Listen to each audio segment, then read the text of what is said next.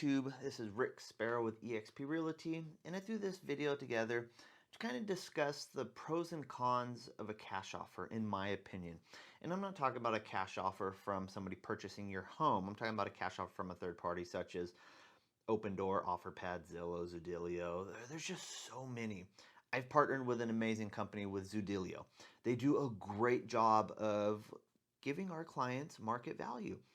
But with that said, there is pros and cons. The cash buying program is not for everybody. I offer it to all my clients, lay out the facts. Here's facts, numbers. Does it fit what you need? That's it.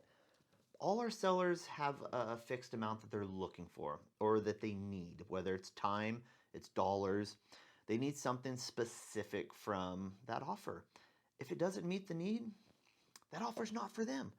But with that said, let's kind of go over the pros and cons.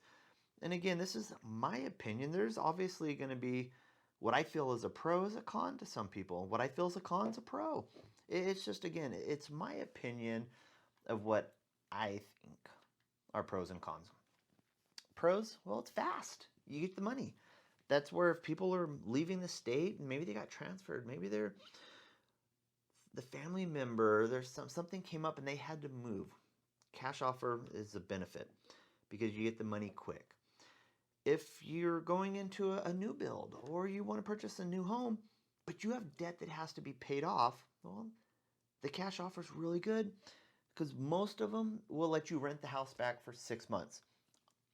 The particular company I partner with, they'll rent it back to you for up to a year. That is highly beneficial in today's market to know you have somewhere to stay while you look for your new home or while they finish up on your new build. So again, those are some really good reasons. Or you can extend the closing cost out. Some buyers will do it up to 8 months. They'll push the closing costs out. Another good one, the home sold as is. You don't have to make repairs. Granted, they may ask for repairs when it's said and done. But the house can be sold as an as-is condition. Another one that I hear sellers kind of jump on is they don't have to do an open house. They don't got to show it. You don't have strangers walking through, or you don't have to clean. You don't have to do the little touch-ups to get that little spit shine on the house. So that's a big deal. That's a deal breaker to some people. They just don't want to show it. Others, it's an inconvenience to show it. Maybe your family's too big, or your house has too many pets. I mean, maybe you got those killer dogs, or like us, we have killer cats. That cats are really hard to hold an open house with because, well, you got to take them somewhere. And we all know cats aren't big fans of travel. So, again, you don't have to stage your home. You don't have to show your home. That makes it really convenient. That being the other pro is convenience. Now, with every upside, well, there's a downside. And the downside, well, the homes are going to be priced below market value. They're not going to go over market value. They're not going to give you over what's appraised. Some of the big companies, they're going to give you well below market value. My particular partner, they'll give you market value. Your home has to appraise for it. Costs, well, this is a cost. All these are names for a cost.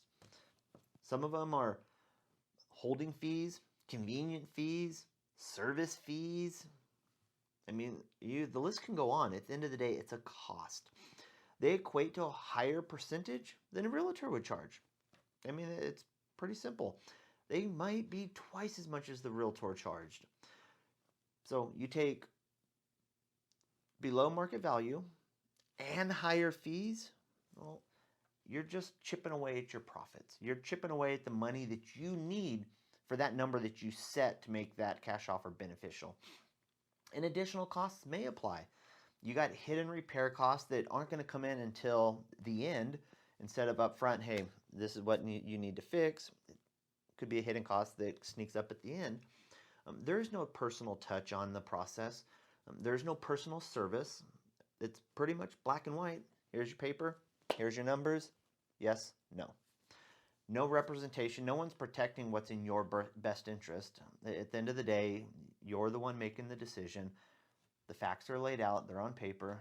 Do these numbers fit what you're looking for?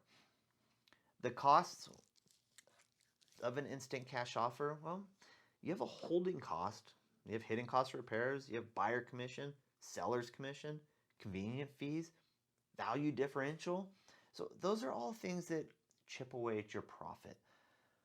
When you get your cash offer, you're going to see the top number. Ooh, the 415 or 400, whatever that top number is. That's not what you're going to receive. That is your offer. Now, everything below that is going to be a deduction from that offer. So if we sit here and just compared, and we're going to pull this from Agent Formula website. It's going to be a comparison of two instant cash offers. We have one company. So the market value of this particular home is $496,300. We have one particular company. Their offer is $449,300. Your net, you'll walk away with $395,376.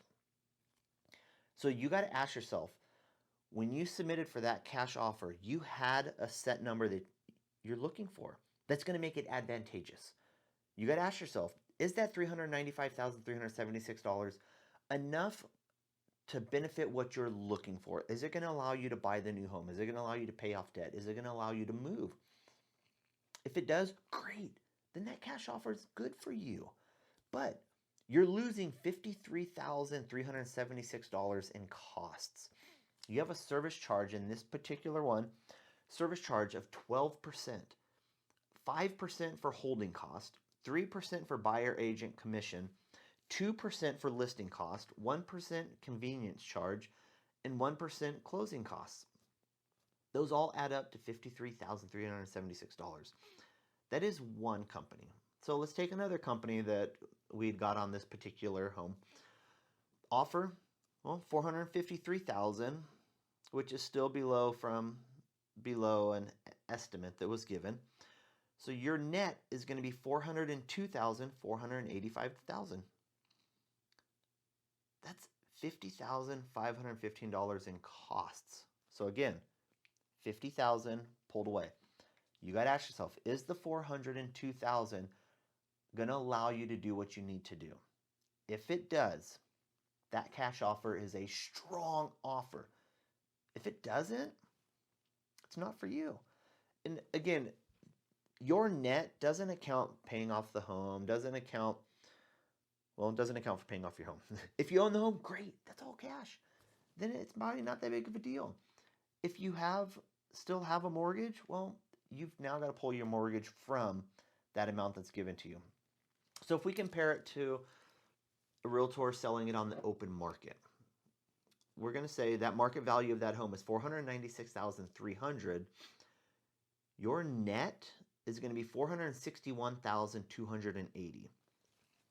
So again, when we look at the cash offers, you netted on one offer $395,000, and on another offer you netted $402,000, or you listed on the open market with a realtor and you net $461,000. You got to ask yourself, what situation are you in? What is going to be the biggest benefit for you? And when you're looking at the realtor, you have the commission of 6%, and you might find somebody that'll come down. Maybe there is that 1% lister that maybe they're going to do it for 4%, 2 and 2. That's up for debate. It's negotiable. That's not a set number. Closing costs 1%. So your cost is $34,741 to list with a realtor. That's 7%. For me personally, it's about the profit.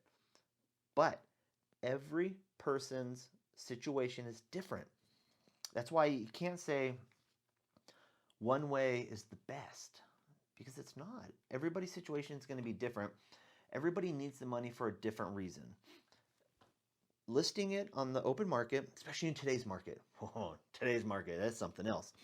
But today's market is going to give you almost $59,000 more to your pocket versus a cash offer. So depending your situation that you're sitting in,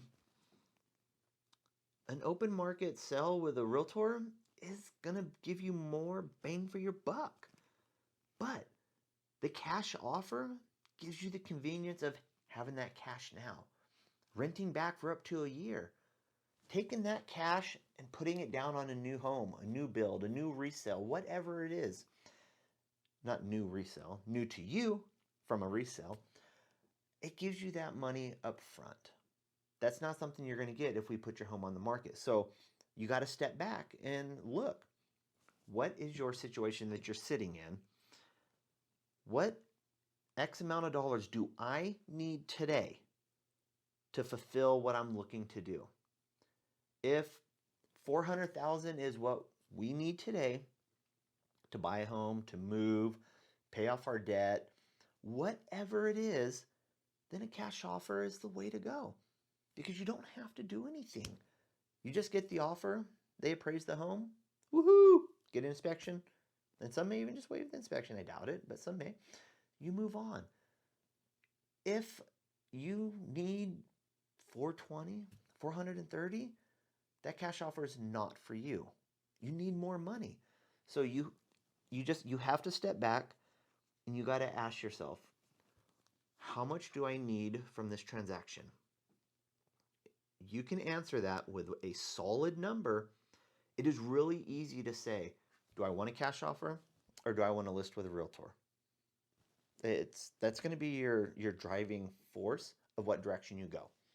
Unless you're leaving or you have to sell tomorrow. And even in today's market, and again, this video 6 months from now, a year from now, may have not be applicable to anything in today's market. But today's market, April 15th, maybe the 14th, 2022, your market will sell over the weekend, or your home will sell over the weekend. So a cash offer may not be beneficial because you could still get a cash offer on the resale side, still eliminating fees, still closing quickly. The rent back might be a little bit harder, but hey, people are still getting them. So pros and cons of cash offers. There's great pros, there's great cons. It's just like life. Everything has an up, everything has a down. You just got to ask yourself what fits for you and what is going to benefit what you're looking for.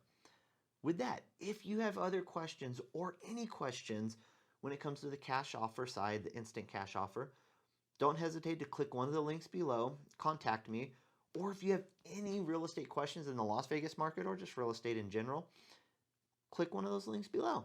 With that, you know how the YouTube process goes. Like, subscribe, and turn on those notifications. That way you get notified every time I post a video. It's a great thing. With that, this is Rick Sparrow with eXp Realty signing off.